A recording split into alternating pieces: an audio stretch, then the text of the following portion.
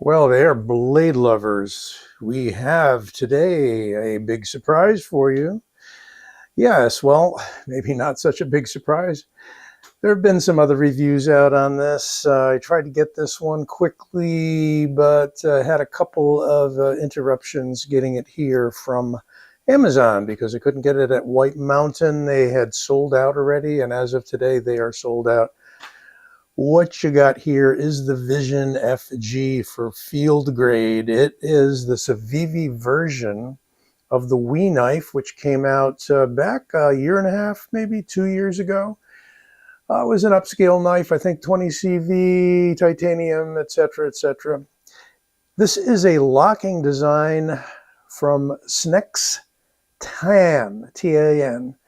And if I didn't pronounce the first name correctly, please forgive me. And SNECX, okay? So it is referred to as having the super lock. And this version, I decided to get in the natural Jade G10. You may not like it. You may think it's, not manly enough for you, but of course it is natural G10, so you can dye it with RIT dye any color you want if you're familiar with that process. I may keep it this way, but certainly it avails itself of changing colors like a chameleon. So, lots to talk about here. This is the new Super Lock. Now, all credit to Mr. Demko of the Shark lock design. It sure looks to be working the same way.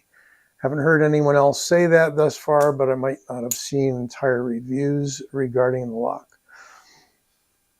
What you've got is a spring back here. You could actually see it on the original. It was exposed. They've changed this so that when you pull on this, it won't lift up and out. Thank you, LTK. He showed that on his video review of the knife. So that's a good thing because you don't want to pull the lock completely out, even if you could put it back in. It is a very strong lock. I would say I would trust it certainly more than a button lock, and perhaps at least as much as a liner lock or a frame lock, if not more. This definitely slides this bar over the tang of that knife, and there's no wibble wobble, no blade rock, no blade play, no lock rock. In the closed position, let's get it closed, shall we? No blade lash, no movement there whatsoever. It is held in quite firmly. And it is held in well enough so that you can either roll it out slowly or, a lot of bounce there, snap it out, no problems. If you choose, let me back out a little. If you choose, you can use the lock itself to gravity swing it open, just like a button lock or the Demko Shark lock.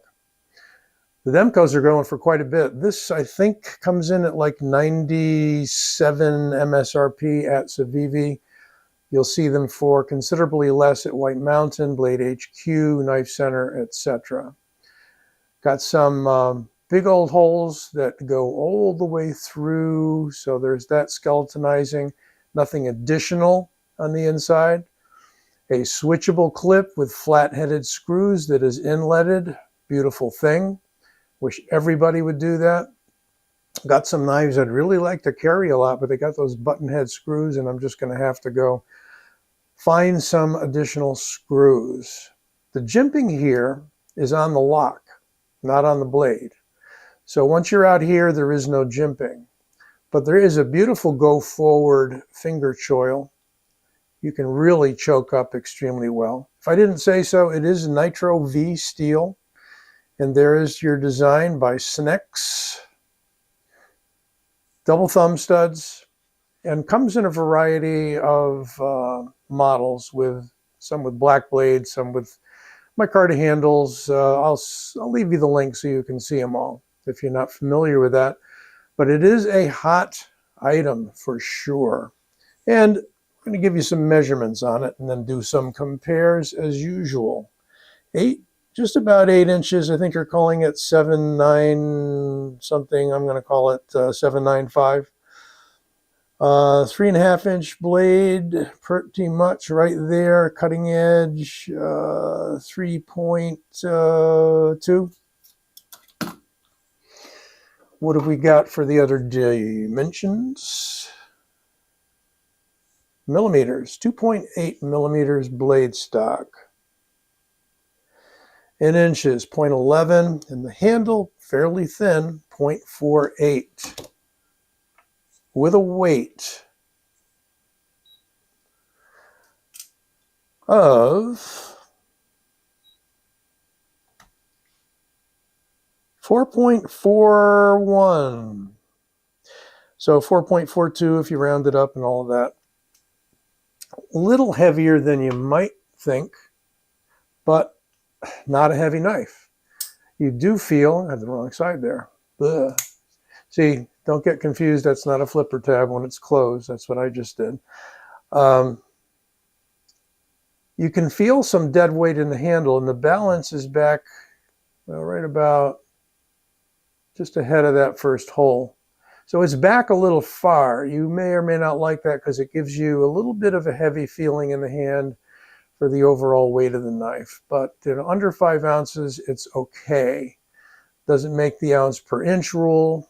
Why I keep mentioning that, I don't know. But somebody way back when established that. And yeah, I mean, it's valid. If you can make that mark, it means you got a longer knife with a lighter weight. So again, very easy to close. I would use the index finger in closing it rather than the thumb, because when you pull it back and it drops, you're going to get that point right on your finger if you don't get your finger out of the way first. Of course, you could do this, right? It still hit me. I'm a little more comfortable using the index finger. Not to mention, if you're using the thumb to snap it out, it's a quick switch just to get the index finger in line there. And I can't orient this knife properly under the camera because of the way that my hand is, but it drops out very easily. It's on bearings, closes very easily, and thumb snaps open beautifully. I don't know that I'm even going to attempt a middle finger flick, but there you go. You can sort of do it. Got some problems with my thumb on this hand, so not a lot of dexterity. That left me a few years back. You can almost see the bearings in there, the cages. It is extremely smooth, as I said, and definitely a fidgety knife with a pretty good blade stock. Pretty comfortable ergo-wise, fairly neutral handle. You know, there's not a lot of cutout there for your finger. It just has this very gentle swoop in and kind of a geometric diamond-shaped pommel. Looking at the spine, you obviously have a full, not really a backspacer, but you've got your locking bar on the back with the spring hidden down underneath. You do have a lanyard pin in there, or you could use the barrel spacer back there. But I'm going to assume that since that pin is freestanding, it certainly supports the handle halves to make it all rigid, but it also can serve as a lanyard pin, because if we bring that lock all the way back, yeah, well, maybe not. So I take that back. That's, I think if you put any even thin paracord there, that lock is going to run into it. So I would use the barrel spacer if you've got to use something with got to put a lanyard on it. Again, fidgety knife. Let's take a look at it next to some other new entries from Civivi. Here we have the Sentinel Strike. This one happens to be in the black with the green backspacer. It's an integral backspacer. Did a review on this just a few days back. You know, the SNEX The, the Vision FG is getting a lot of attention, but I really like this button lock. And they did this button lock right in that if you try to feel it, you get a little bit of wiggle, but you've got to purposefully drive your thumb in there in order to close the knife. That may make it a little less fidgety, but so long as you know you use the tip of the thumb, you're okay. What this means for me is that no accidental closures on the fingers when you don't want it to. So that is the Sentinel Strike. It's a little longer knife, actually about an inch, close to an inch overall. And then the big daddy of them all lately, the Synergy 4, designed by Jim O. Young. This is definitely going to be a larger knife. Oh my God, it's like 2 inches longer overall. And there's your blade length right there. Comes in about a ½ inch longer overall, which is about what we measured that out to be. But look at the handles. Look at all of the handle you got on this knife. Plenty to hang on to. Did a review on this one. Nested liners. Beautiful knife. Let's line them all up here. Why not? How about an order of size? Sure. We've got the Synergy 4 on top, Sentinel Strike in the middle, and the Vision FG at the bottom. So in case you're interested in all three of these knives, there you go. That's what they look like, at least in size comparison. The smallest of them all, but still about a 3.5 inch blade. Not a small, not a tiny knife, no 3-incher there. If we do a compare with some of the standard fare, oh, I made a rhyme. I could rap now, can't I? No, don't try that. There is the Reptilian. Reptilian's edging it out just a little bit. It's a good thing in knives, when something can edge something out. I would say pretty much the same size though. And the famous, now infamous Rat 1. I understand that the new company that took over for Ontario may continue to make knives, make Ontario knives, so that would be a good thing. About 1.25 inches or so longer overall. So I like it. I think it's going to get a lot of attention over the next few weeks or months or whatever.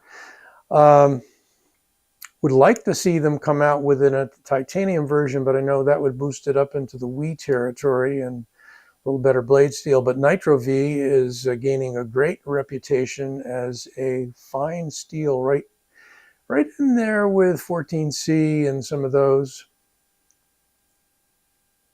Beautifully finished satin on this one. I think I put up with the green because of the satin. I like satin blades, but under some circumstances, I do like the blackened blades as well. Oh, will it cut? Always a question. Will it cut, Doug? See what I can do. Ooh, what's happening here? There we go. Yeah, it's technique. If you could see me from behind here, I'm kind of wrapped around the tripod. Really nice point on it. I would say that it could benefit out of the box, at least this one, and they're going to vary, from a little bit of stropping, edges on the smooth side. It is a high flat grind. No worries there. So depending upon your needs, touch it up a little bit on a ceramic rod or a strop, or redo the edge completely. What the hey? If you're good at sharpening, that's what you should do. And you probably already do that with all your knives. Well, this old sword signing out. Don't forget to give this video a like and subscribe. See you soon.